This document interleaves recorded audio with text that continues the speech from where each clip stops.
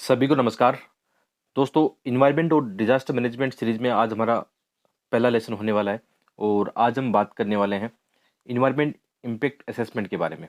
पर्यावरण प्रभाव आंकलन क्या होता है और यहाँ से प्री और मेंस दोनों में क्वेश्चन आते हैं।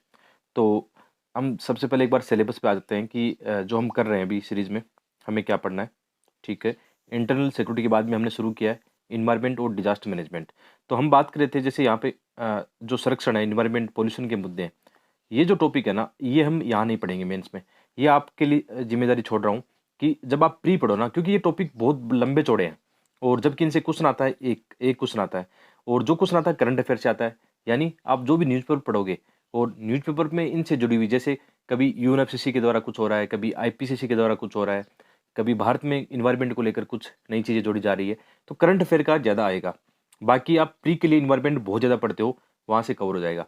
ठीक है, और ये जो टॉपिक है इन्वायरमेंट इम्पैक्ट असेसमेंट, आज हम इसको पढ़ रहे हैं। आज हमारा लेसन ये होगा और उसके बाद में होगा डिजास्टर मैनेजमेंट। तो ऐसे करके हम जो सिलेबस कवर करने की कोशिश कर रहे हैं वो आपको मैं साथ लेकर चलता रहूँगा, बताता रहूँगा कि कहाँ पर हम पढ़ाई कर रहे हैं अभी। ठीक है, बाद में ऊपर चलेंगे, जैसे इकोनॉमिक्स एग्रीकल्चर वाले मुद्दों की ओर चलेंगे। तो शुरू करते हैं आज का मुद्दा। आज का टॉपिक है पर्यावरण प्रभाव आंकलन। अब इस टॉपिक से संबंधित कैसे क्वेश्चन आए हैं पहले, जैसे 2020 में एक बहुत शानदार क्वेश्चन आया है। पर्यावरण प्रभाव आंकलन अधिसूचना 2020 का जो प्रारूप है वो ईआई अधिसूचना 2006 से कैसे भिन्न है। अब जैसे ये टेक्निकल है थोड़ा सा, यदि आप न्यूज़पेपर कंटिन्यू पढ़ रहे हैं तो आपको ये पता होगा। जैसे ये क्वेश्चन 2020 के एग्जाम में है तो उसमें काफ़ी चर्चा में रहा था कि उस साल इसको लेकर काफ़ी आलोचना भी हुई थी इसमें। जैसे विशेषकर आप इंडियन एक्सप्रेस, द हिंदू पढ़ते हो तो इसके बारे में काफ़ी चर्चा में कई आर्टिकल प्रकाशित किए गए थे। तो इनके जो भी कीवर्ड है वो आपको पता होना चाहिए। देखो कितना टेक्निकल है। अब इसमें जिन्होंने नहीं पढ़ा है तो वो कितनी तुक्केबाजी करेगा। इसमें स्पेसिफिक जो प्रोविजन होते हैं वो आपको बताने ही पड़ेंगे। क्वेश्चन की डिमांड यही है। ठीक है, इससे पहले भी क्वेश्चन कैसे आए, 2016 में ऐसा क्वेश्चन आया कि बड़ी परियोजनाओं के नियोजन के समय मानव बस्तियों का पुनर्वास एक महत्वपूर्ण पारिस्थितिक संघात है जिस पर सदैव विवाद होता है। विकास की बड़ी परियोजनाओं के प्रस्ताव के समय इन संघात को कम करने के लिए, यानी जो भी समस्या है उसको कम करने के लिए सुझाए गए उपायों पर चर्चा कीजिए।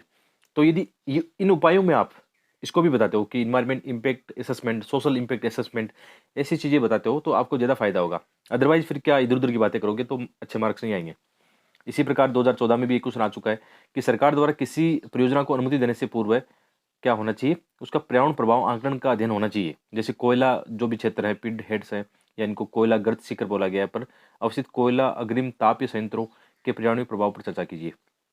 देखो बहुत ही आप स्पेसिफिक क्वेश्चन आए कि इसमें पर्यावरण प्रभाव आंकलन क्या है, उसी के हिसाब से इसमें पूछा गया है।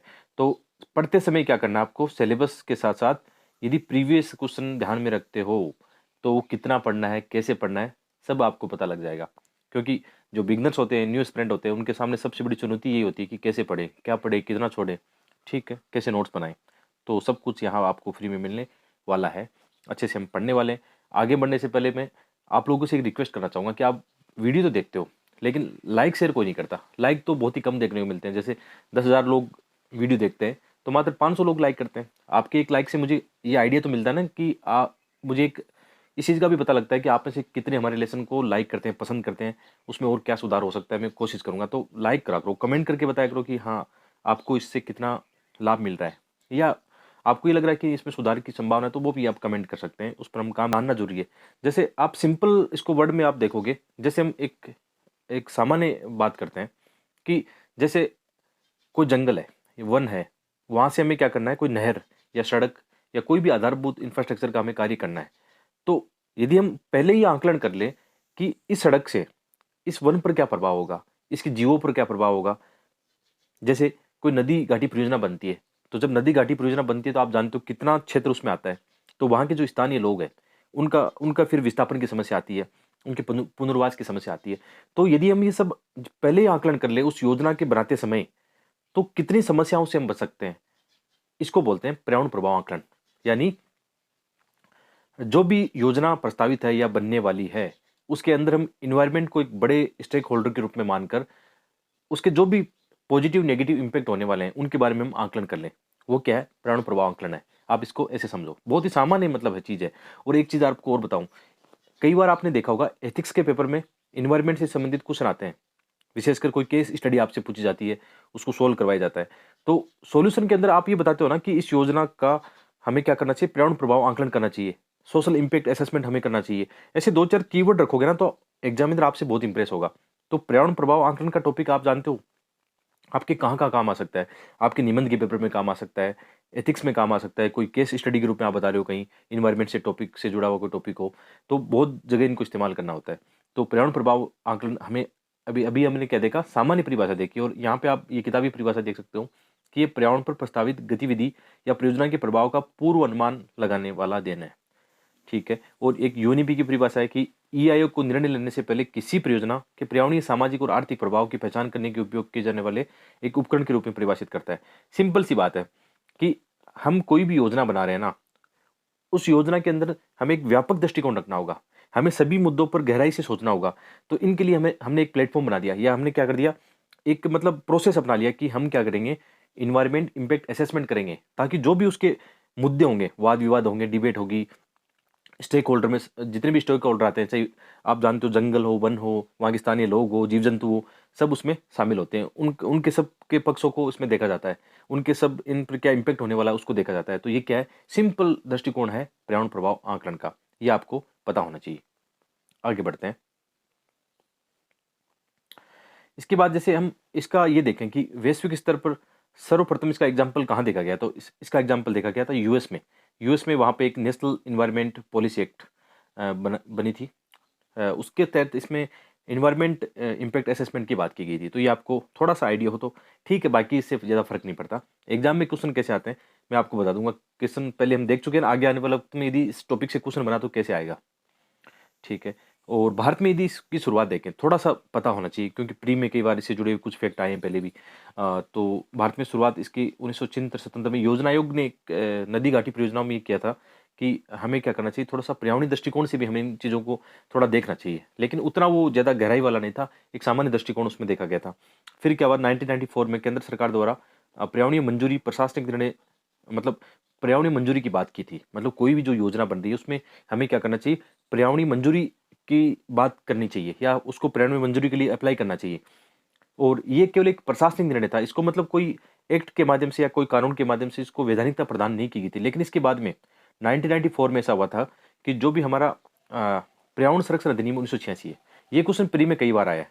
जैसे इसकी हम बात करें कि जो इन्वायरमेंट इम्पैक्ट असेसमेंट है ना, वो किस एक्ट के तहत मतलब बना हुआ है, थोड़ा सा ऐसा क्वेश्चन आपको पता होना चाहिए।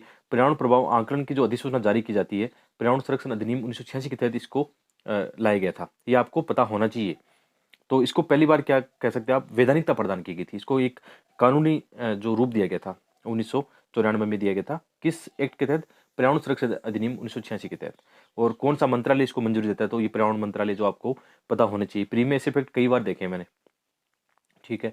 उसके बाद में 2006 में क्या हुआ था, इसमें कुछ संशोधन हुआ था कि पर्यावरण व वन मंत्रालय ने क्या किया था, इसमें कई परियोजनाओं जैसे खनन, ताप ऊर्जा संयंत्र, नदी घाटी आदि परियोजनाओं के लिए क्या किया था, ई आयोग को एक तरह से अनिवार्य बना दिया था। और 2006 में क्या क्या और प्रोविजन थे वो भी आगे हम देखने वाले हैं। तो ऐसे क्वेश्चन जब आते हैं तो आप अच्छे फ्लो चार्ट और डायग्राम बनाया करो। उसमें क्या होगा, जैसे ई आयोग का क्या लाभ है, तो लाभ के अंदर आप जो सोच पा रहे हो कि आप खुद सोच पा रहे हो ना कि जैसे हम पर्यावरण प्रभाव आंकलन करेंगे तो उसका क्या लाभ होगा, कितने उसके आयाम होंगे, वो आप बता सकते हो। जैसे क्या होगा, पारदर्शिता आएगी, पारदर्शिता को बढ़ावा मिलेगा। सीधी सी बात है, पहले तो ऐसा कुछ था ही नहीं। जो भी योजनाएं बनती थी, बन के तैयार हो जाती थी, उसमें किसी भी स्टेक होल्डर या आसपास के लोगों को या जीव जंतुओं को हम एक शामिल नहीं करते थे। लेकिन अब कम से कम ये तो होगा ना कि जो भी योजना बनेगी उसमें पारदर्शिता आएगी, सहभागिता, वही बात है, सभी लोगों को साथ लेकर चलना। सभी लोगों को क्यों, आसपास का जो इन्वायरमेंट है, जीव जंतु है, पेड़ पौधे हैं, उनको भी इसमें शामिल किया गया है। इससे निश्चितता आ जाएगी। निश्चितता का मतलब है कि एक फिक्स, मतलब एक कम से कम एक कानून बन चुका है। तो यदि यदि कोई योजना है उसमें गलतियां हैं तो उसमें हम क्या कर सकते हैं, उसको वापस भी लौटा सकते हैं। व्यवहारिकता भी है, प्रैक्टिकल भी है कि कोई क्षेत्र विशेष कोई योजना बन रही है तो उसमें सभी चीज़ों को ध्यान में रखा जाएगा। वहाँ की ज्योग्राफी कैसी है, वहाँ का जो आसपास का जो डेमोग्राफिक डिविडेंड है वो कैसा है, कैसे लोग हैं, वहाँ का कैसा समाज है, उनको भी हम ध्यान में रखेंगे। इसके अलावा लागत प्रभाविता भी है, यानी लागत प्रभाविता कैसे, कि यदि कोई योजना बन रही है, हम पहले आंकलन करते हैं कि इस जंगल से हम कोई ट्रेन, रेल जो पटरी हो सकती है या सड़क होती है, यदि वो गुजारते हैं तो उससे क्या नुकसान हो सकता है। हो सकता है वहाँ पर कोई विशेष ऐसी प्रजाति जीव-जंतु की रहती हो जो कि काफ़ी ज़्यादा संवेदनशील हो या उसको नुकसान हो सकता है। तो कोई योजना बनती है और उसके बाद में पता लगता है कि यार ऐसा हो रहा है, तो उस योजना को बीच में रोकना पड़ता है। इससे अच्छा है कि हम पहले आकलन करेंगे, तो जो भी हमारी आर्थिक संकट है या अन्य जो संकट आने वाले हैं, उनको हम कम कर सकते हैं। ये काफ़ी विश्वसनीयता भी है इसमें। विश्वास कर सकते हैं हम क्योंकि इसको हम अप्लाई करके देखते हैं। इसमें एक प्रक्रिया होती है, बहुत लंबी-चौड़ी प्रक्रिया कह सकते हो। उसके बाद में कोई भी मंजूरी पर्यावरणीय जो मंजूरी मिलेगी वो उसके बाद में एक कह सकते हैं काफ़ी डिबेट के बाद में या काफ़ी जाँच के बाद में, एक प्रोसेस के बाद में उसमें ऐसा होगा। जवाबदेहिता निश्चित रूप से सुनिश्चित होगी। लोकशीलता मतलब उसमें फेरबदल किया जा सकता है, यदि उसमें कमी है तो सुधार किया जा सकता है। तो ऐसे डायग्राम वगैरह आप आसानी से एग्ज़ाम में ज़रूर बना के आना, उससे बहुत फ़र्क पड़ता है। अच्छे मार्क्स आने की संभावना बनती है और थोड़ा-सा हमें टेक्निकल चीज़ों में इसमें जाएँ। कभी-कभी हो सकता है कि एग्ज़ामिनर ऐसा क्वेश्चन पूछ ले, लेकिन कम संभावना रहती है कि पर्यावरण प्रभाव आकलन की जो प्रक्रिया है, उसके चरण क्या हो सकते हैं। तो सबसे पहले क्या होता है उसकी जाँच की जाती है, स्क्रीनिंग की जाती है कि जो भी जिस योजना को पर्यावरणीय मंजूरी मिलनी है, ठीक है? तो वो क्या मतलब सभी मापदंडों को पूरा करती है। ये पहला स्टेज होता है जिसमें उसके पक्ष-विपक्ष पर चर्चा की जाती है थोड़ी-सी, है ना? नॉर्मल ये होता है। इसके अलावा जैसे प्रयोजन या स्कोपिंग जो होता है कि मुद्दों और प्रभावों की पहचान की जाती है। इसमें ज़्यादा हम हमें गहराई में नहीं जाना है, क्योंकि कभी भी बहुत ज़्यादा टेक्निकल तो यूपीएससी पूछता नहीं है। सामान्य मतलब चीज़ें पूछता है। कैसे पूछता है, क्वेश्चन हम देख चुके हैं, आगे कैसे पूछेगा उस पर हम अभी बात करेंगे। इसके अलावा बेसलाइन अध्ययन किया जाता है। इसमें ये लगभग 9 चरण है। मतलब पर्यावरण प्रभाव आकलन की प्रक्रिया में ये एक टेक्निकल चीज़ें हैं, जिसमें 9 चरण होते हैं कि सबसे पहले जो भी योजना बनाई जाएगी उसको रखा जाएगा। जो भी समिति होगी, जो भी उनका एक ऑर्गेनाइज़ेशन होता है, मापदंड होता है, उसके अंदर जाँच के लिए रखा जाएगा। उसके बाद में मुद्दों की पहचान और प्रभाव पर चर्चा की जाएगी। उसके बाद में उसका बेसलाइन अध्ययन किया जाएगा कि जैसे बेसलाइन अध्ययन का मतलब है कि अभी वर्तमान में जैसे उस एरिया का क्या डेवलपमेंट है, उसमें कौन से जीव-जंतु हैं। जैसे यदि हम उसके बाद में योजना बनाते हैं तो उसका क्या नेगेटिव इम्पैक्ट हो सकता है या क्या पॉजिटिव इम्पैक्ट हो सकता है। कई मुद्दों पर ऐसे चर्चा की जाती है। तो परियोजना के विकास कार्य के प्रारंभ से पहले पर्यावरणीय स्थिति उसकी क्या है और प्रभावों की भविष्यवाणी। तो हम पहले ही उसके नेगेटिव पॉजिटिव इम्पैक्ट काफ़ी टेक्नोलॉजी या आजकल तो बहुत सारी ऐसी चीज़ें हैं, उसमें हम ऐसा कर सकते हैं कि हम आइडिया लगा सकते हैं उससे क्या नेगेटिव पॉजिटिव इम्पैक्ट होने वाला है। इसके अलावा यदि जैसे कोई भी योजना है, यदि उसको अनुमति देनी है, हम उसको अनुमति दे देते हैं। लेकिन उससे नेगेटिव जो इम्पैक्ट हो गया ना, तो उसका शमन कैसे करेंगे, मिटिगेशन कैसे करेंगे या मिटिगेट कैसे करेंगे? यानी उन जो भी संकट आने वाले हैं, उनको कम कैसे कर सकते हैं? या कोई वैकल्पिक रास्ता है हमारे पास, उसके ऊपर भी हम चर्चा कर सकते हैं। योजनाओं की मंजूरी को निरस्त भी करना होता है इसमें कि जैसे कोई भी योजना है, उसका निर्माण जो किया जा रहा है, उसका इम्पैक्ट बहुत ज़्यादा नेगेटिव हो, तो उसको क्या कर सकते हैं, उसको मंजूरी नहीं देते हैं फिर। ऐसा भी इसमें रहता है कि थोड़ा-सा आंकलन करके, चीज़ों को समझ के, उसके बाद में इसमें फैसला किया जाता है। इसके अलावा इसमें कई सारे पर्यावरण प्रबंधन की योजनाओं को भी इसमें शामिल किया जाता है। फिर एक यहाँ से एक रिपोर्ट बनती है, एनवायरनमेंट इम्पैक्ट असेसमेंट की एक रिपोर्ट बनती है। वो रिपोर्ट जब आगे जाती है, तो उसके साथ-साथ क्या होता है, एक नया चरण आता है इसमें कि जो वहाँ की जो जनता है, जन सुनवाई मतलब उनको भी स्टेक होल्डर के रूप में शामिल किया जाता है। उनके लिए भी एक टाइम पीरियड होता है कि जैसे 30 दिन, 45 दिन जो भी उनका एक टाइम पीरियड होता है, उसमें जो वहाँ की आबादी है, जनसंख्या है, स्थानीय लोग हैं, वो अपने मतलब मुद्दों को इसमें सामने रखते हैं, तो उस पर डिबेट होता है।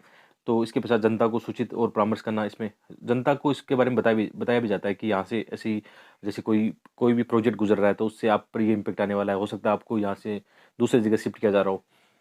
इसके अलावा पर्यावरण प्रबंधन जो योजना है, उसमें बहुत सारे मुद्दों पर चर्चा की जाएगी। जैसे अभी हमने अभी बात की, मिटिगेशन की बात की जाएगी, साथ में जो मुआवजे की रूपरेखा भी इसमें रखी जाएगी। जैसे अभी हम बात करते हैं एग्ज़ाम्पल के तौर पर कि नदी घाटी परियोजना जब बनती है, आपने देखा होगा नर्मदा घाटी परियोजना या कई घाटी परियोजनाओं में काफ़ी मुद्दे अभी भी चर्चा में रहते हैं। तो वहाँ पे जो जनता है, वहाँ की स्थानीय जो जनता है, उसको कैसे वहाँ से शिफ्ट किया जाएगा, उनको पुनर्वास या उनके रोज़गार, आर्थिक जो संकट आएगा उनके सामने या कई सारे मुद्दे आएँगे ना, मनोवैज्ञानिक रूप से भी उनके साथ ऐसी प्रॉब्लम आएगी।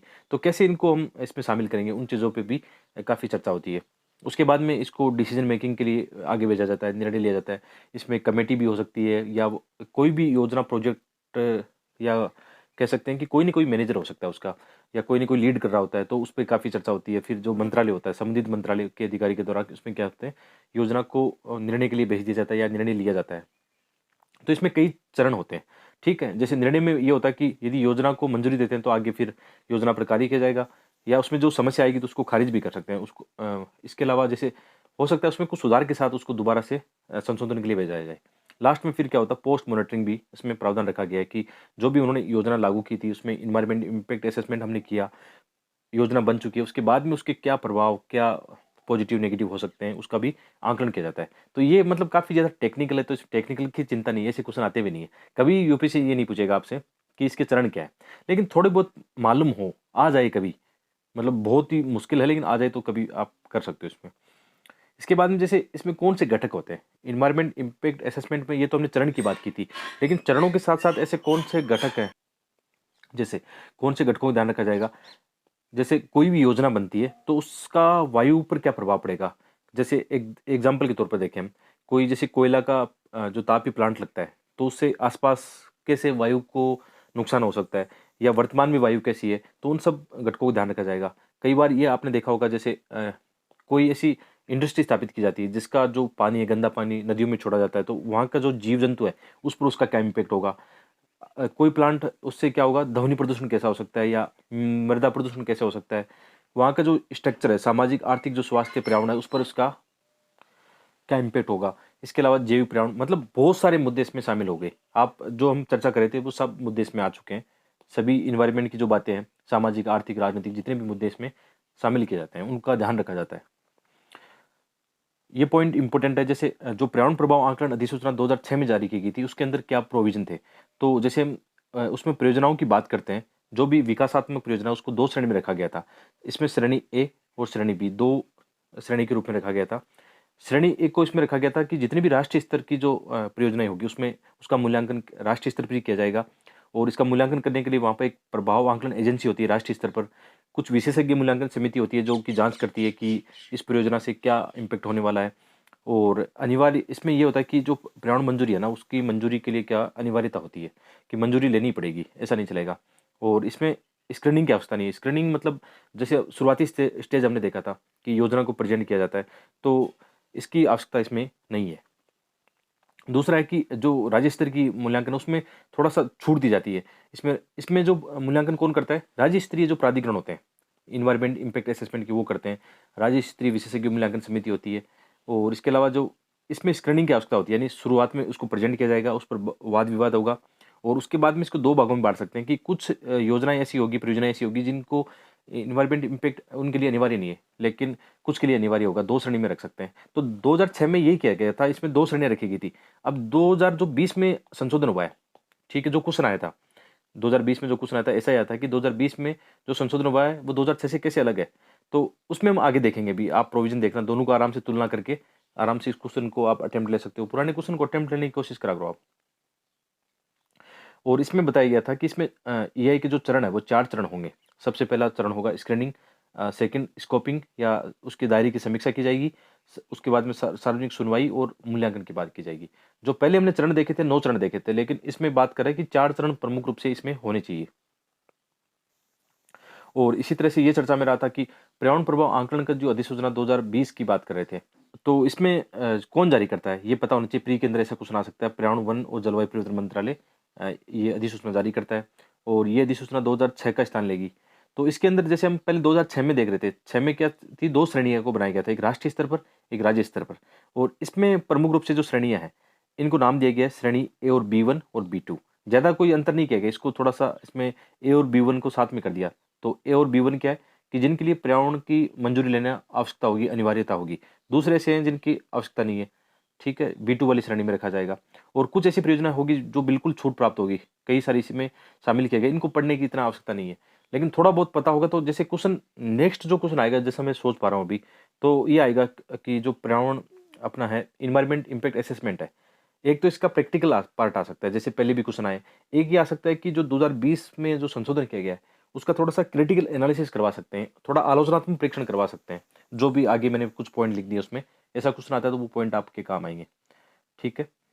और ये पीडीएफ आप पढ़ोगे 2-3 बार तो इजीली आप समझ पाओगे कि जो हमने पढ़ा है, जो सिलेबस है उसके हिसाब से आप आराम से अपने सिलेबस को कवर कर लोगे, समझ में भी आएगा।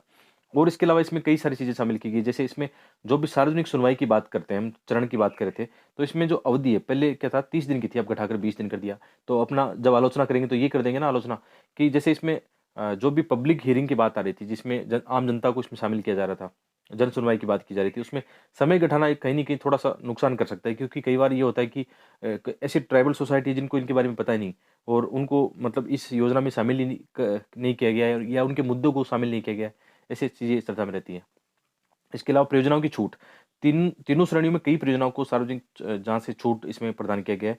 तो ये भी एक लूप होल हो जाता है कि यार कई ऐसी परियोजना होगी जिनको इस छूट के दायरे में लाकर फिर उनको अनुमति दी जा सकती है।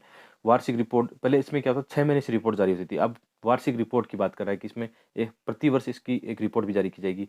इसके अलावा ये पॉइंट, इसमें एक अच्छा पॉइंट शामिल किया गया था, पोस्ट फैक्टो क्लियरेंस, मतलब अनुमति देना। कैसे? जैसे वर्तमान में जैसे कोई इंडस्ट्री या कोई भी योजना चल रही है, तो वो भी क्या कर सकता है, अप्लाई कर सकता है इसके लिए एनवायरनमेंट इम्पैक्ट असेसमेंट के तहत। इसमें एक इसकी भी आलोचना होती है कि जैसे कोई भी, जैसे मुझे कोई इंडस्ट्री स्थापित करनी है और मैंने पहले स्थापित कर ली और मैं पर्यावरण मंजूरी क्या करूँगा, बाद में लूँगा। उसमें क्या होगा, यदि उसमें कोई लफड़ा होगा, कोई दिक्कत आएगी, तो मैं क्या करूँगा, थोड़ा जुर्माना भर दूँगा, क्योंकि इसमें जुर्माने की भी बात करता है। तो कहीं न कहीं इसमें भी कोई लूप होल नज़र आता है। तो जब भी ऐसा कोई कानून आता है, विधेयक आता है, उस पे आप जानते हो कितना डिबेट होती है। तो एग्ज़ाम में यदि क्वेश्चन ऐसा क्रिटिकल एनालिसिस का पूछ लिया, हमसे आलोचना करवाने की बात ही की जा रही है, तो आप आलोचना करना, कोई दिक्कत नहीं है। क्योंकि लोकतंत्र में ये हम जानते हैं ना कितना अच्छा मुद्दा होता है कि यदि कोई कहीं गलती होती है और आमजन उसके बारे में बात करता है, तो उसमें सकारात्मक सुधार आता है। तो क्रिटिकल एनालिसिस वाले बहुत सारे क्वेश्चन आते हैं जहाँ पे आप ऐसा कर सकते हो। लास्ट में जैसे आलोचना की जो बिंदु हम बात कर रहे थे, वो मैंने यहाँ पे लिख भी दिए कि इसमें नियमों के उल्लंघन की संभावनाओं को बढ़ावा देता है, जैसे कार्योत्तर मंजूरी, सरकार मजबूत और जनता कमजोर, यानी उसमें 30 दिन का जो प्रोविजन किया गया था, 20 दिन घटा के 20 दिन कर दिया। इसके अलावा इसमें बात की गई रणनीतिक जो परियोजना होगी उनको मंजूरी आसानी से देंगे। तो आप जानते हो कोई भी योजना को रणनीतिक परियोजना का एक टैग दे देंगे और उसकी मंजूरी ले लेंगे। समय में कटौती, जन जागरूकता में कमी, ये सब सारे मुद्दे इसमें शामिल हो गए। तो ये आप आशा करता हूँ समझ गए होंगे। ठीक है, बहुत ही आसान टॉपिक था, लेकिन जैसे हमारी भी ये गलती होती है, जैसे मैंने इससे पहले 4 मेंस लिखे, तो ये टॉपिक मैंने कभी इतना टेक्निकल रूप से इसको नोट्स बनाए नहीं थे पहले। पहले नॉर्मल था कि हाँ, क्वेश्चन आ रहा है तो आराम से हैंडल कर लेंगे। लेकिन ये मैंने पहली बार देखा है, इतना गहराई से जब पढ़ रहा हूँ, आपको पढ़ा रहा हूँ, तो पहली बार देखा है कि प्रत्येक जो सिलेबस में अपना टॉपिक मेंशन है, जो वर्ड मेंशन है, यदि उसके बारे में हमें जानकारी होती है ना, तो नंबर लाना वास्तव में आसान काम होता है। क्योंकि यूपीएससी सिलेबस की इधर कुछ पूछता ही नहीं है, टू द पॉइंट वहीं से पूछता है। तो आशा करता हूँ कि ये चीज़ें आपको ज़रूर पसंद आएगी और वीडियो को लाइक शेयर करते रहोगे। और जो मैंने अभी मैंने बताया था टेक्स्ट बुक सुपर कोचिंग के बारे में, उसका लिंक वीडियो के डिस्क्रिप्शन में एक बार ज़रूर देखना। आपको आपको वहाँ से बहुत सारी ऐसी फ्री चीज़ें मिल जाएगी। धन्यवाद।